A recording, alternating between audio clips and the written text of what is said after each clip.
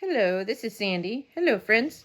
This is what's on my sewing table today. One of the H600 masks where it's got the halyard 600 draping.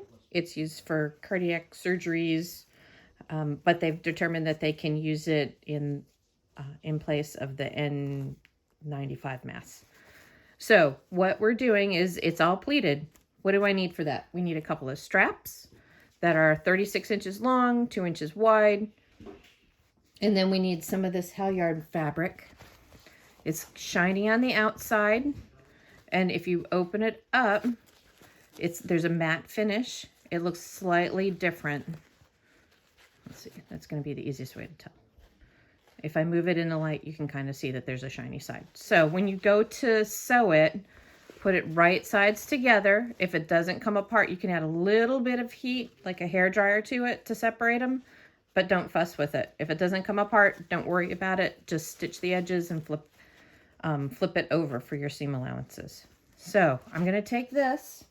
It is 7 inches by 8 inches. I'm going to go ahead and I'm going to stitch a 1/4 inch seam allowance all the way down on the 7-inch sides. Take it, turn it right side out. So once it's right sides out, you're going to take it. You're going to squish the edges so it gets a nice crisp edge. And then, but you don't want to put any heat to this other than the hairspray or the hair dryer that you're blowing a little bit further away if you needed to heat it, but that would be it. Go ahead, top stitch it all the way down, 1/4 inch. And then there's a 16 gauge wire that's slid in here. It's split. It should be well inside of that 1/4 inch seam allowance that we're going to use. So now is where we want to go and pleat it.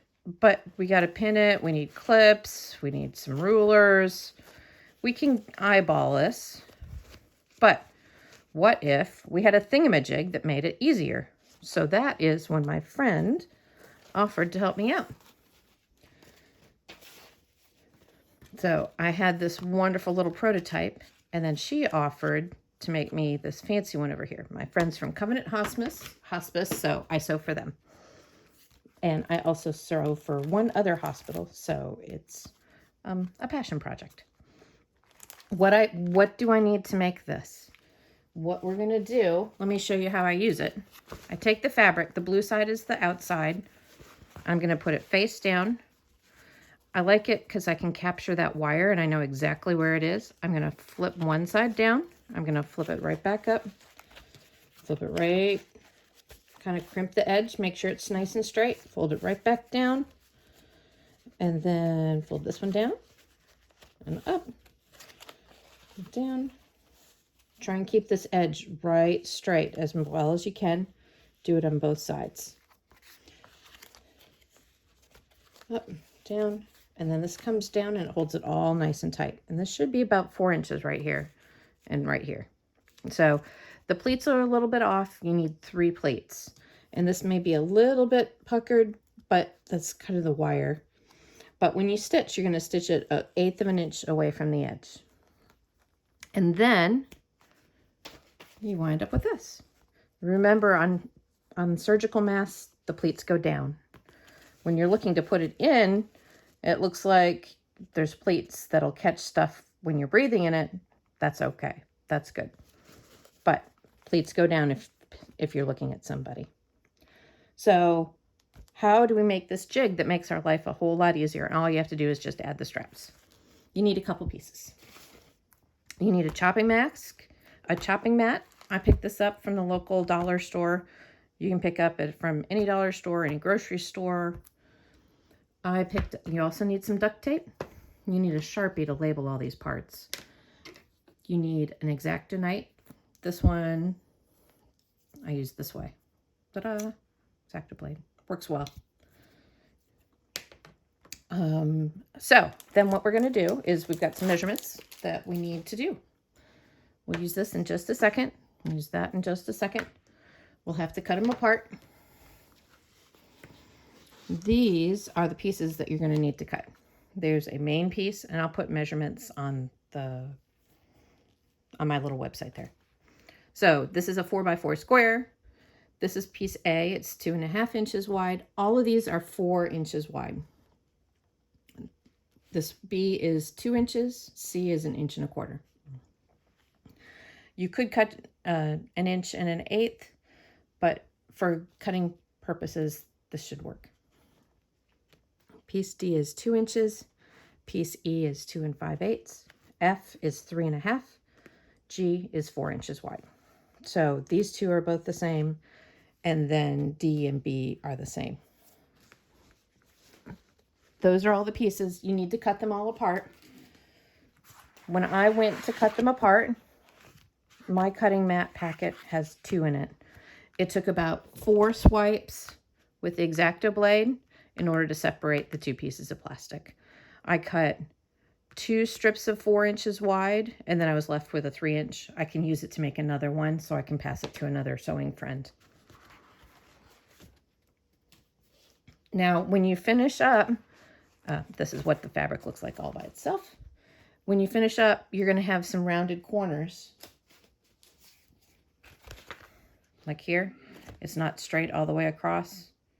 I think you can see that there. So I just cut that straight across, so that way all of my strips were straight and had 90-degree corners. All right, we're going to pretend, I can bring these down for reference. We're going to pretend that this piece in the center, this is our main piece, and the wire will go here. These are the piece A and B and C.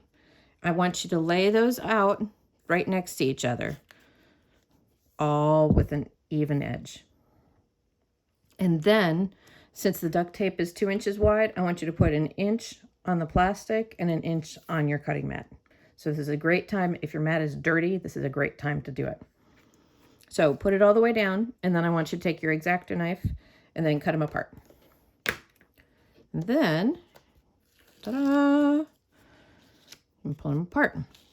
These pieces go large to small, and then on the left side, they go small to large. What I want you to do is flip them upside down. We want the large one first. Where the Z is, and remember, this is our top of our wire, I want you to put it, this is where the magic happens. I'm going to line it up here so it's straight. I want to make sure that this is perpendicular. I'm just going to slide it back, because the plastic will slide against itself until it sticks on that duct tape. And then just lay it flat. We can come back and trim this afterwards. Ta-da! Now, I want you to fold that back, and I want you to do that again with the next piece. So this is our main piece. This is the piece we just added. Fold it together. I want you to do the same thing. So maybe about 1 inch, ½ inch away. Make sure your edges are even, and just slowly scoot it away until it stops moving. And then just lay it flat. And then you can squish it down so the duct tape holds, and then just fold it back. So that is what those first A and B, first 2 pieces look like. And then when you're done,